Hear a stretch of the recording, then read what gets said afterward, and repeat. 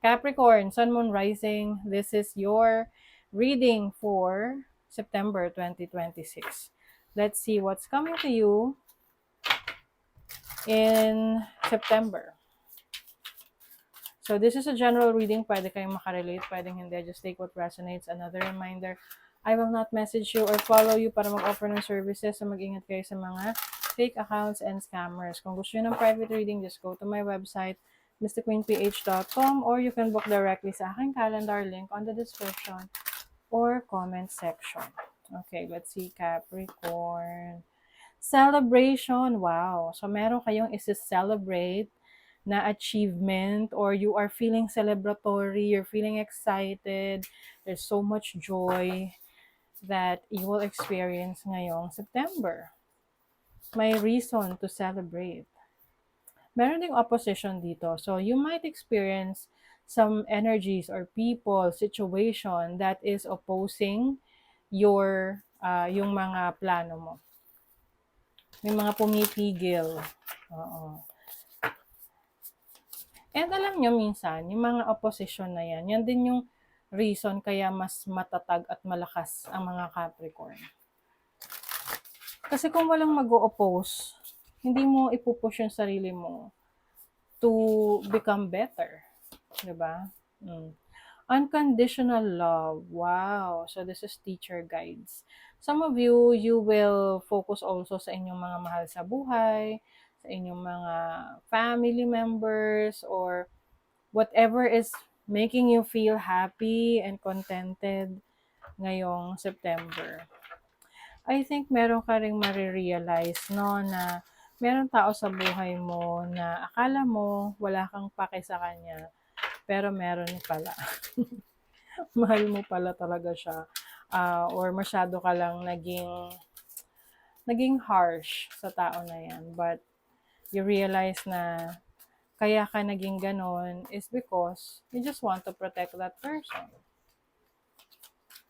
So this is your overall energy, the Hierophant, Challenge, the Seven of Wands, Opportunity, the Fool, wow. And then the blessing is the Knight of Swords. Okay. As an overall energy, teacher energy ang ano nyo ngayon. Ang energy. Puro energy.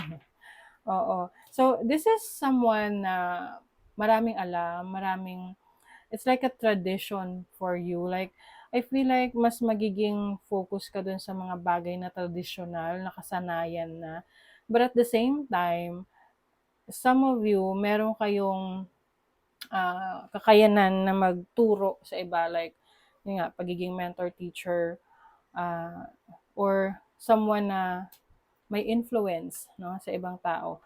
Now, the challenge here is the Seven of Wands. So, pwedeng merong ito yung sinasabi kong opposition, mga taong pumipigil sa'yo or situation that is blocking you.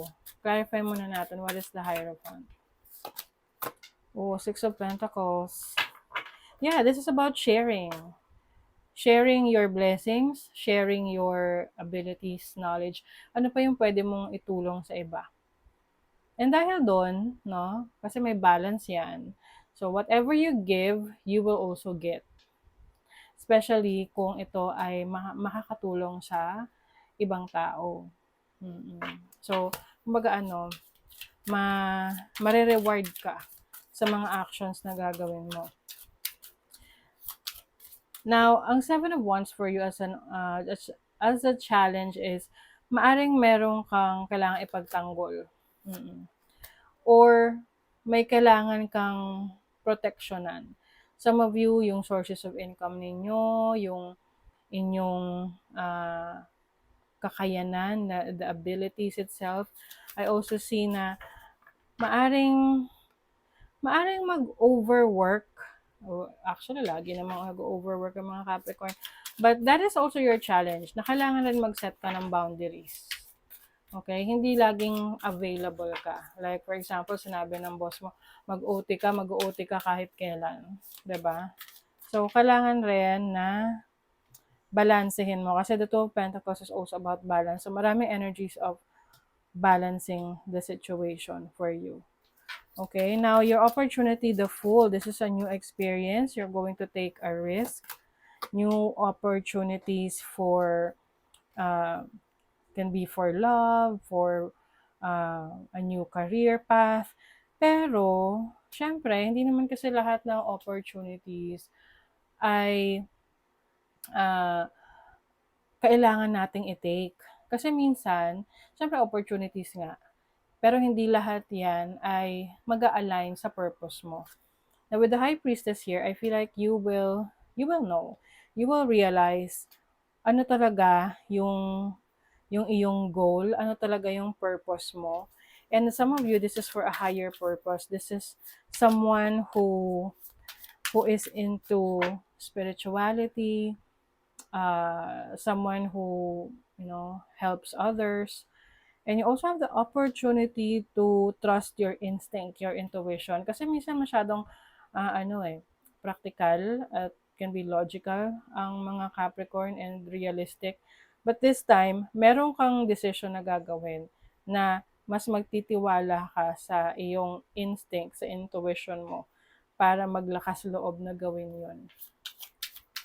Now, your blessing is the Knight of Swords. Merong good news na parating. Oo, kasi blessing siya. I see na merong pag-uusap dito, no? A major conversation with someone. It's like a reunion na you will be able to understand where each other is coming from. Pwede kasing merong mga misunderstanding, miscommunication with someone in the past. Can be, pwede itong romantic relationship, pwede rin sa family or someone that is close to you, na finally may chance to resolve and magkaroon kayo ng clarity sa kung ano man yung pinagdaanan ng inyong connection. Yeah, this is evaluation. You will evaluate, assess your situation. Maaring may kailangan kang i-check muna bago mo simulan or bago mo pagdesisyonan. Wow, so you have new beginnings, a fresh start, merong unlimited potential for you. So, I think ito yung opportunity, no, na simulan, na paglakasan ng loob na gawin. Even if you feel na parang medyo nakakatakot, pero I think kung pagsasama-samahin mo yung skill set mo, knowledge mo, para makapag-desisyon, this is going to be a success for you moving forward. Ayan o.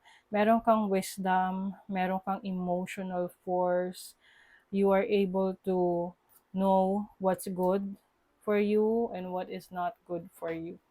So, embracing a new opportunity for you, Capricorn, ngayong September. And also, reconnecting or fixing issues with other people na talagang mariresolve yung problema ninyo. And also a celebration because of an achievement. Okay? So, that is your reading, Capricorn. Thank you so much. See you again.